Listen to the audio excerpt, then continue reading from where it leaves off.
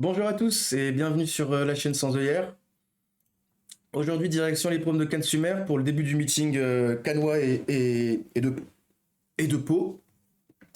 Cette course au programme avec beaucoup de chevaux inédits sur les obstacles. Donc c'est vrai que ça va pas être facile de trouver les bons filons, mais on va essayer de donner le maximum. Alors on commence directement avec la première course du programme. Le numéro 11, Dîner en paix, je l'ai gardé.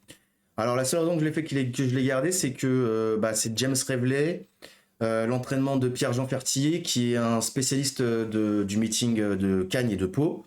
Donc c'est l'une des raisons qui m'a fait que je l'ai gardé. Après voilà, ça va être vraiment question de parcours. C'est des chevaux qui sont tous inédits sur les obstacles. Il y a des chevaux qui ont déjà couru en plat. Donc je l'ai gardé. J'ai gardé avec le numéro 10, Rosa Kleb, parce que c'est Kevin Navet, David Cotin, donc je me dis pourquoi pas, ça peut être une bonne chose. J'ai gardé le numéro 1, Success Story, toujours l'entraînement de Pierre-Jean Fertillier. Le 6, Yannick Fouin, attention à Grivetena.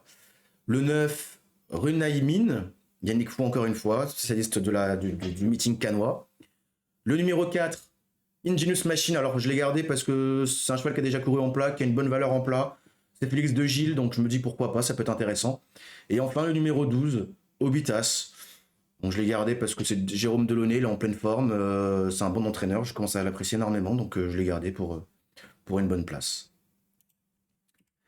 Dans la deuxième course du programme, j'ai gardé le numéro 9, Missed Q. Alors je l'ai gardé parce que il a couru quand même dans de très bons lots, il a fini 5e, 3e, 4e. C'est l'entraînement de David Cotin. Moi je me dis, je m'en méfie beaucoup. Il y a peut-être 2-3 chevaux qui peuvent essayer de le titiller. C'est pour ça que j'ai gardé le numéro 10, Iron, en bonne forme. Félix de Gilles, Monsieur Pitard, ça peut être intéressant. Le numéro 1, ICO Madrid. Il y a 2 courses de cela. Il avait remporté brillamment une course face à Iniesta Duguay qui avait répété à Hauteuil. Dernièrement, ça a été un peu trop compliqué pour lui. Il a fini 6e. Je pense que là, dans ce lot-là, ça va être un peu plus simple pour lui. J'ai gardé le numéro 8, Me Before You. Pareil, pour l'instant, il fait des courses intéressantes en et. La dernière, c'était peut-être un peu compliqué, mais là, il retrouve un lot plutôt simple. Le numéro 6, Idil Fleury, qui vient de gagner en. Je crois qu'il vient de gagner à réclamer. Je l'ai gardé parce que voilà, il a couru une fois en steeple. Il a gagné. Donc je me dis pourquoi pas rééditer l'exploit. Le numéro 2, Mishka Desmottes. Jamais couru en steeple, mais c'est l'entraînement de Philippe et Camille Pelletier, c'est plutôt intéressant. Et enfin, pour une petite place, le numéro 7, Ranchette, qui a fini deuxième dernièrement, mais qui fait toujours toutes ses courses, toujours très régulier. Donc je me dis pourquoi pas. Dans la troisième course du programme, j'ai gardé le numéro 11, King of Dark. Alors la seule raison qui m'a fait que je l'ai gardé, alors que c'est quand même une course avec que des inédits en obstacle, je l'ai gardé parce que sa mère a gagné en débutant. Je me dis pourquoi pas rééditer l'exploit. C'est encore une fois l'entraînement de Pierre-Jean Fertier qui est en pleine forme. J'ai gardé le numéro 12, Privatori, c'est un Kevin Navet, David Cotin. Ça peut être intéressant. C'est David Cotin, un entraîneur. C'est compliqué de le supprimer, de l'enlever. J'ai gardé le 10, James Reveley, Fertier encore une fois. J'ai gardé vraiment les jockeys, les entraîneurs du meeting. Parce que ça me paraît quand même.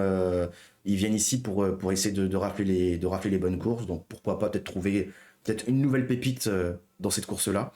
Le 6, Galilov, Tanguy Andrieux et Yannick Fouin. Le 8, Indigo de Kerser, parce qu'il a déjà couru en plat, plutôt régulier, 4e, 3e, 2e, donc c'est qu'il a quand même une classe de plat.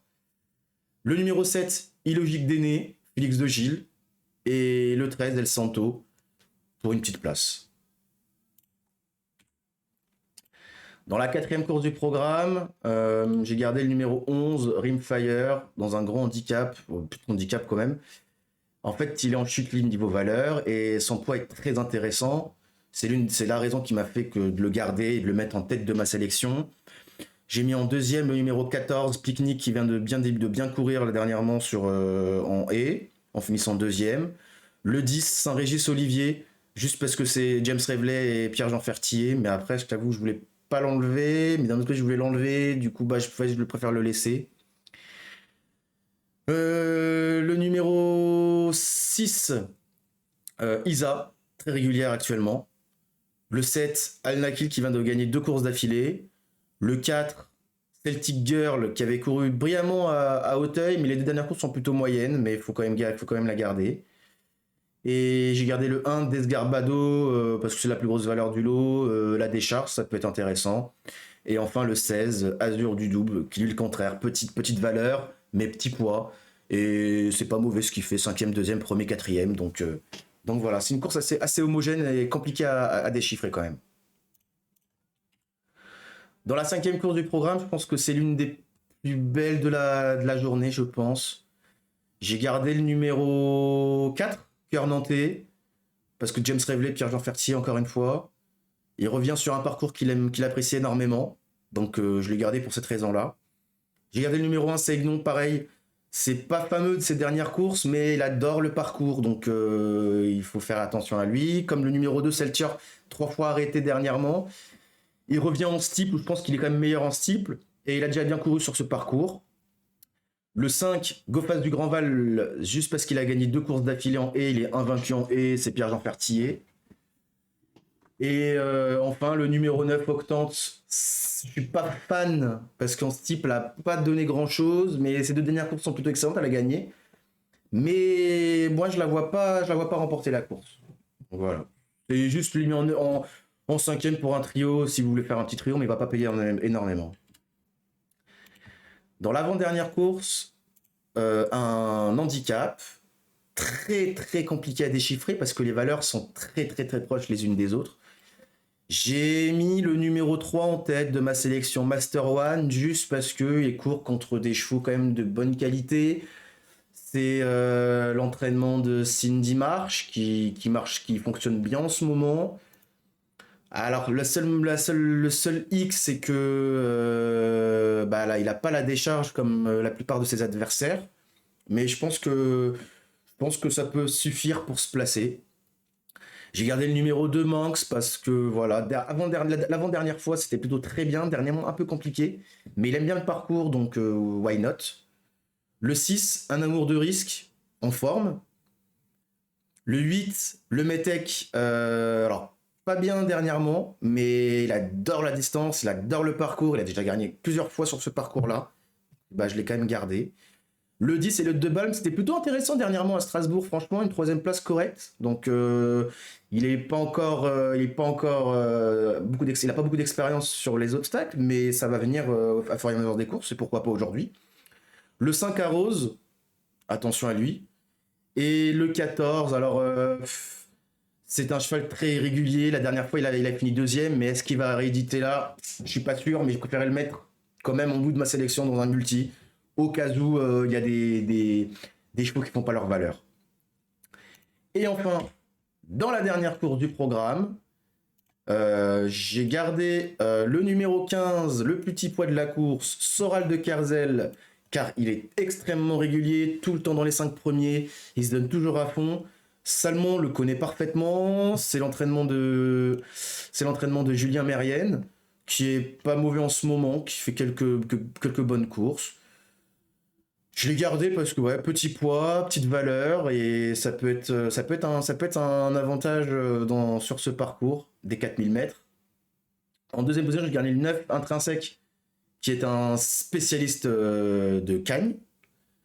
Le numéro 10, Here He Comes, qui vient de finir deuxième dernièrement. Je pense qu'il peut faire aussi bien aujourd'hui. Le numéro 1, Brick, gros poids, mais beaucoup de qualité. Le numéro 3, Cookie Lion, qui commence à se plaire sur les obstacles.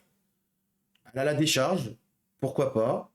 Le 2, My Boy, qui aime beaucoup aussi l'hippodrome de Cannes-sur-Mer, qui a la décharge, mais juste 1 kg en moins, bon, ça va être un peu compliqué quand même.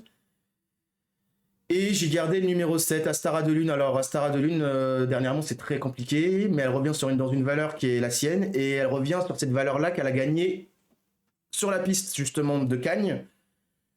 Donc, j'ai pas voulu l'enlever, et comme c'est l'entraînement de Pierre-Jean Fertier, bah, il raison de plus de pas l'enlever du prono. Donc voilà, aujourd'hui, il n'y a que cette course au programme, mais je pense qu'il y aura beaucoup de surprises, surtout dans la première et la troisième course du programme, avec les inédits en obstacle. Donc voilà, donc je vous ai donné l'ensemble de mes pronos de cette journée à Cannes-sur-Mer. Demain, direction l'hippodrome de Pau pour la suite du début du meeting palois et cannois. en vous souhaitant une agréable fin de journée, d'après-midi plutôt. Et à demain pour les pronos de la réunion de Pau. Salut, salut tout le monde!